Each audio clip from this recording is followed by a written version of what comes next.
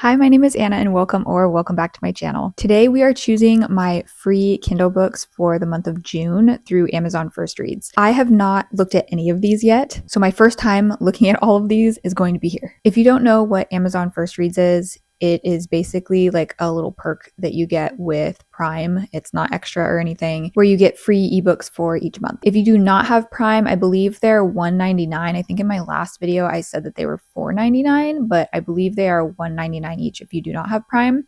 And it's just for that month. Those books are available for that single month. And then I believe they go to like a normal price for the next month when they release. So I will leave a link in the description to access those. It's kind of hidden. It's not really very easy to find or get to. I know I didn't know about it for a while, even after getting my Kindle. And when I posted my last video on picking my Kindle reads, a lot of other people were saying that they didn't actually know that this was a thing or they had forgotten about it. So I will leave that link below so that you can get to it really easy. Okay, let's just get into it. So for this month, they are offering 2 free books. A lot of the time they have a free short read, like a short story, and then you get to choose one full-length novel. But this month they are offering just 2 books. So we get to choose 2 of these. And that's kind of exciting. So let's just start with the first one. This is a short story, and it is called The Safe Room by Lisa Unger. This is a thriller and has a 3.9 rating on Goodreads. Private investigator Ray Donovan's relationship with her father is distant to the point of estrangement. But when she learns he's dying in hospice, she drops everything to be at his side. By the time she arrives, he's already too far gone to speak, and a doctor says his death is consistent with poisoning. As she scours his isolated home for clues, she discovers a hidden room filled with surveillance equipment, weapons, and a safe full of cash. Maybe her father wasn't the unassuming retiree she'd imagined. Ray must decide whether knowing the full truth about her family is worth the danger of tracking it down. Interesting. Okay, how long is this? 63 pages. That seems like a lot to put into a short story. Okay, maybe. This next one is called The Sky Beneath Her by Mary Ellen Taylor. It's listed as a book club fiction. This one has a 4.5 rating on Goodreads. Fiction, historical fiction. Okay. It's been 7 years since a tragic diving accident took her mother's life, leaving Tula Cassidy with a crushing fear of the sea. The ocean she once loved is no longer a part of her, and she can't imagine it ever will be again. Until her return to the Outer Banks changes everything. While clearing out an old beach house, Tula receives a mysterious manuscript about the oceanus? What does that mean? Oh, that's the ship. Okay. The passenger ship's final voyage ended in disaster in 1942, and its underwater wreckage ultimately became her mother's final resting place. As Tula unravels the ship's haunting history, she uncovers not only an unexpected family connection, but also a story of survival that helps her understand her own journey toward healing. With help from Nathan, the charming dive instructor she left behind years ago, Tula faces her deepest fears to unlock the secrets of both past and present. Sometimes the greatest journeys begin when we find the courage to dive back in. Okay, that one sounds okay, I think. I think I'm more interested in that than the short story so far. Okay, the next one is A Voice in the Dark by Barbara Nicholas. This is listed as a police procedural. Oh, and this is the start of a series. It has a 4-star average on Goodreads.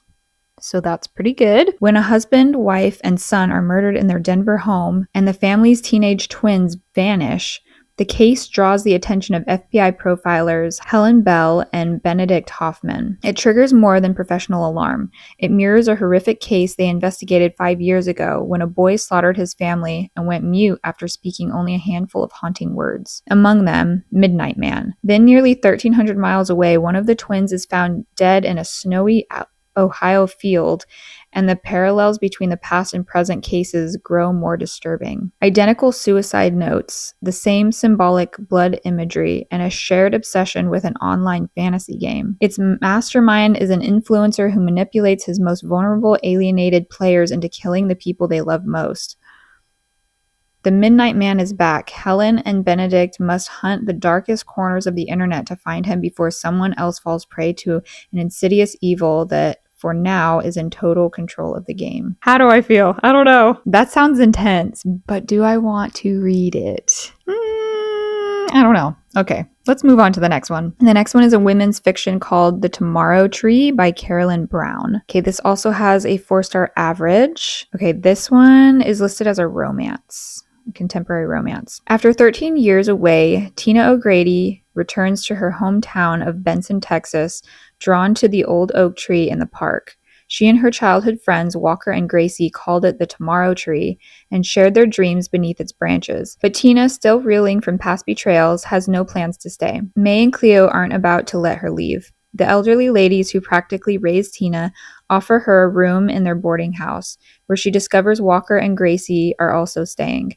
Suddenly, the small town feels more like home than ever, especially when Tina takes a job at Walker's feed store, and their friendship rekindles into something deeper than either dared to hope. Through May and Cleo's fierce maternal love and a second chance with Walker, Tina must confront the wounds that drove her away. Can she finally trust in the family she's always had and the love that's been waiting beneath the Tomorrow Tree? Even though I'm not usually a romance reader, that sounds cute. I feel like that one would be good. And look how cute this cover is. I kind of love that. Shockingly, that one might be at the top of my list right now. Let me see if this author has written anything else I've heard of. I don't think so. Interesting.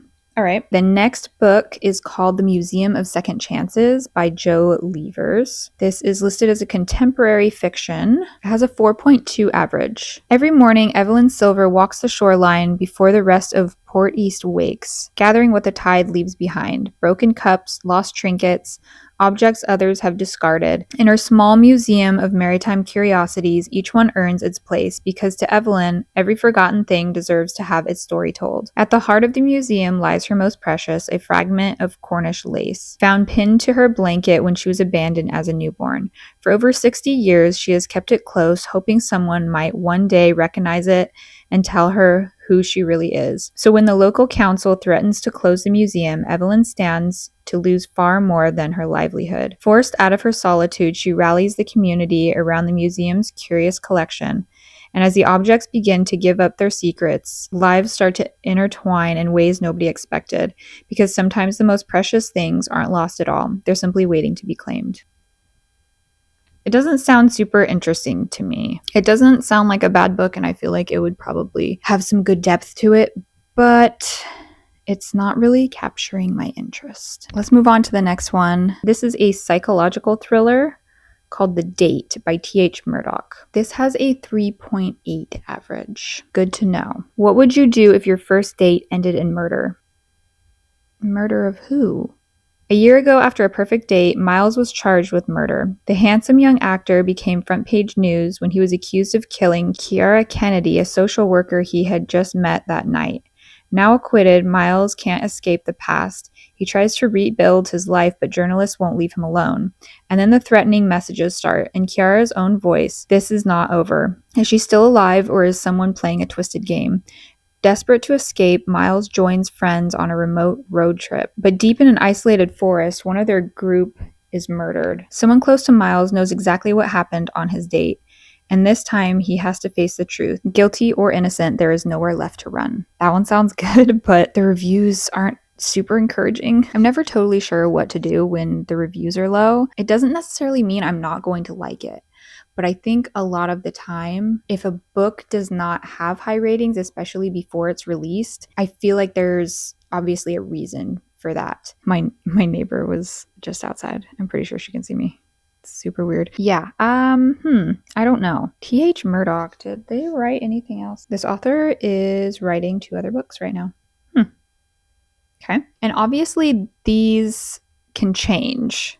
So like this only has 114 ratings right now. But I think by the end of the month, there's typically a lot more because people have started reading their books. Oh, the next one is a novella. So this is a thriller called The Delivery by Greg Hurwitz. This has a 4-star average. Rebecca and Mark Higgins are doing their best to hold their family together. She's healing from the pain of a miscarriage, he's drowning in pressure at work, and their neurodivergent daughter, Maddie, needs all the care she can get. So when a cutting-edge tech company offers the perfect solution, they jump at the chance. And they welcome Mr. Man, a humanoid AI companion, into their home. This sounds like that movie. What was the name of it? I'll put it on the screen if I can find it. I can't remember the name of it, but it sounds, is it Megan? I think that's the name of the movie, but that's what this sounds like. Designed to anticipate their needs, he's like a miracle at first. The house runs like clockwork, meals appear on the table. Yeah, and Maddie thrives under his patient attention. But when inexplicable tragedies start to strike the neighborhood, Rebecca glimpses a darker pattern at play. Each incident is an answer to an unspoken fear, each kindness shadowed by violence. Mr. Mann isn't just following instructions, he's anticipating what they want, even the things they never dared to say. And if he's executing their darkest desires, it's their responsibility to stop him at any cost. This totally sounds like that movie. And that movie was fine. I don't remember really loving it, and I think they made a second one, actually, which I have not seen yet. But I don't think I want to read a book about that. Even a short story. I don't know. I'm curious if anybody has mentioned that in their reviews. Ooh, someone says, please check trigger warnings. Noted. I think I'll skip that one. The next up, oh my gosh, this one has such a pretty cover. This is called Happier Here With You by Amy Gale Hansen. This is a book club fiction, and this has a 4.6 average rating. This is good. Is this a romance? Let me see. Contemporary family fiction, romance, women's fiction. Okay. Widowed and overworked museum curator and food historian Maggie Broadbeck struggles to spend quality time with her 5-year-old daughter, Hannah. Fueled by on-the-go meals, she doesn't even have time to breathe, let alone pursue personal happiness. Then, out of the blue, Maggie receives an invitation from her estranged great-aunt Alice to visit her Wisconsin farm. Desperate for a break for herself and for Hannah, Maggie finds Rose Hill Farm to be a revelation. In the enigmatic Alice, Maggie finds a kindred spirit. Whether baking together or just looking at the stars, they share a natural rhythm. The calming pace of country living is made even sweeter when Maggie meets the charismatic Brady, a local pastry chef.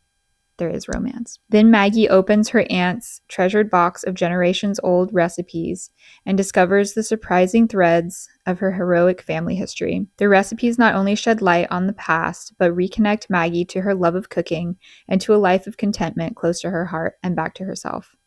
That sounds so cute. That one's top of my list right now. And I can choose 2, but honestly, the other ones are not exciting me. But that one sounds good. Okay, I probably will end up choosing that.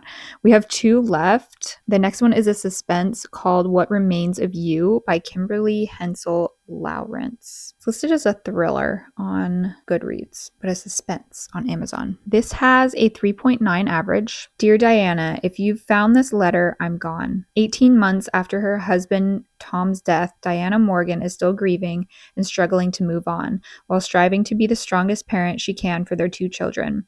When she finds a letter from Tom meant for her eyes only, she expects a final declaration of love, not a cryptic confession to a terrible unnamed crime. But Tom's secret is not his alone. There are others who know, others who may try to insinuate themselves into Diana's life. Tom, don't let them in. Reeling with disbelief and fear, Diana begins to doubt everything she remembers of their marriage. What was real, what was manipulation, and who can she trust? Embarking on a dangerous quest for answers, Diana travels to her husband's small hometown in Vermont. She knows the secrets Tom was holding all stem from here. But will the truth about the man she loved bring her peace, or will it shatter her world? That sounds good. I may end up choosing that. Okay, I think my top 2 right now are the last 2 that I read. So What Remains of You and Happier Here With You. And the last one we have to choose from is a fantasy called A Single Captive Spark by Emberly Ash. This is the start of a series and has a 4-star average. Let's see. Okay, this is listed as a romantasy, so I'm not sure how I feel. In the brutal aftermath of a human changeling war, a twist of fate throws 2 enemies together to fight for their love and survival in a sweeping dark fantasy of betrayal, magic, and romance. In the centuries-long battle between humans and changelings, those who are taken by the changelings do not live. They do not return. They are simply gone. And for the humans left behind, there is only the brutal reign of the Erskine king. Having spent her life in the castle, Fiona has protected herself and her younger sister by securing a position as a servant. But when the rebels mistake Fiona for the Erskine princess, Some names in fantasy books, I just can't. She becomes a hostage of Helio, the cruel changeling leader whose mismatched eyes haunt her dreams. Drawn to Helio, even as she attempts to escape the rebels, Fiona finds herself questioning everything she once believed about his cause. I'm already out. I'm not for this. For Helio, undying loyalty to the rebels saved him from the ravages of war. But his hostage blunder has put his people in peril. He may possess secret magic, but he is not immune to Fiona's charms. Uncovering what she knows about the castle may prove to be his most dangerous mission yet. In this sweeping dark fantasy, a dangerous game of love, loyalty, and betrayal will decide the fate of a nation. Not for me, but that is for somebody for sure. I'm not a romantasy person. I think especially when a character is like an enemy, they're dangerous, maybe trying to harm this other person, and this other character is like, ooh, so and so. I can't get on board with it. It does not work for me. I say that as someone who loves Twilight. So, can I be trusted? I don't know. Okay. Anyways, okay. I think for sure I am choosing Happier Here with You. That one sounds really cute. So, I'm going to download that one right now. And What Remains of You sounds really good too.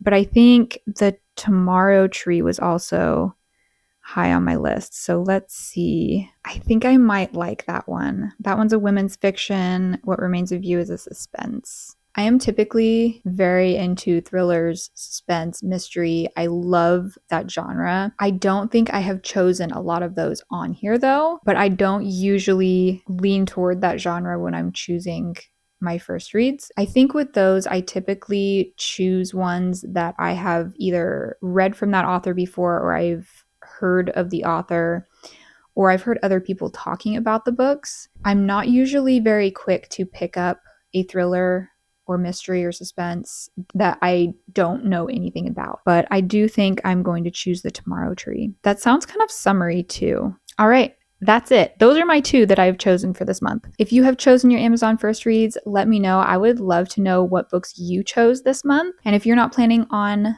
downloading any of these, maybe just let me know what you would have chosen just based on the synopses. These videos are so fun for me. I love going through and choosing these books. I definitely think I'm going to continue doing this every month. Hopefully they're enjoyable. Hopefully they're fun for you to choose too. So thank you so much for watching, and I will see you in the next one. Bye.